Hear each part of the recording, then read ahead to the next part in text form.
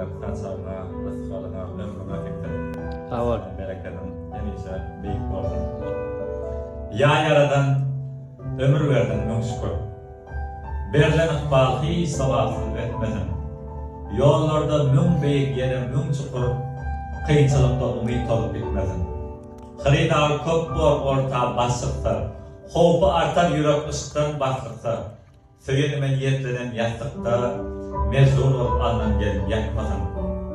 Ummansa kaldım ve kürökten, arkmazın geplemeyin gerekten. İstaretten atılsam da yürekten ağız diller sözülen atmadım.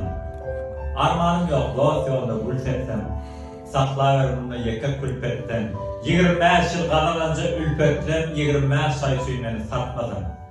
Her söz inen yüreğine çeneler, ol ıncıda dünyam korku kemeler. Mehtemlere manaziptir eneler, ön yetenim dili ecel yetmedin.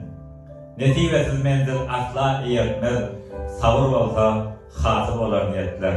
Bazıları kış tanımak edayse de niyetler unutmayın, atamı çatmadın. Sağ ol. Sağ ol. Sağ ol.